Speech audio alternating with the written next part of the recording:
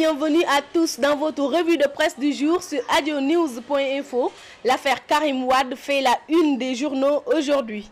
L'Observateur revient sur les détails du réquisitoire de Alioune Ndao contre Karim. Maître Sidiki Kaba affirme dans l'Observateur que dans 48 heures, on saura le sort réservé à l'affaire Karim Wade. Le quotidien nous informe que Alioune Ndao a fait ses réquisitions dans l'après-midi du lundi.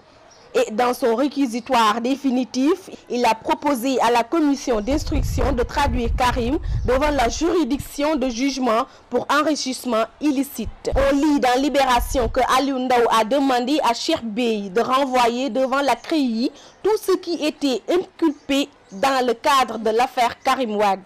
À la une de l'Observateur, Adama Faye, petit frère de la première dame et candidat à la mairie de Grand Yoff, raconte les raisons de son différend avec le Premier ministre Aminata Touré. Selon lui, Mimi Touré est Premier ministre, donc elle n'a pas besoin de descendre au bas pour postuler à la mairie de Grand Yoff. C'est cette position que Adama Faye, beau-frère du président de la République, ne peut pas accepter. Pour les élections locales toujours à Sédhiou, le quotidien nous révèle que Ali Haïdar tâte la poule des écologistes.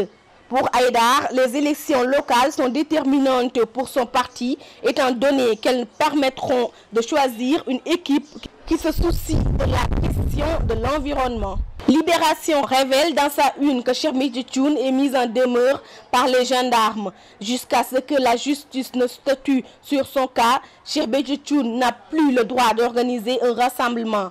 Situation oblige. Après l'annulation de ces tentes par le préfet de Dakar, le cheikh a demandé que tous les bœufs, chameaux, moutons soient envoyés aux différents daras, notamment celui de Serigne Cheikh Saliou. Sport, le quotidien explique ce qui s'est réellement passé sur l'affaire Mame Diodio Diouf.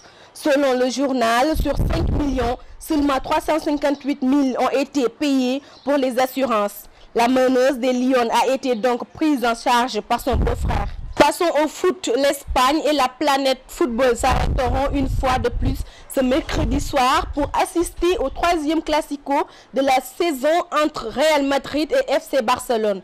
Une finale de Coupe du Roi qui promet entre les deux plus grands clubs d'Espagne. C'était tout pour votre revue de presse du jour sur adionews.info. Bonne lecture et à très bientôt.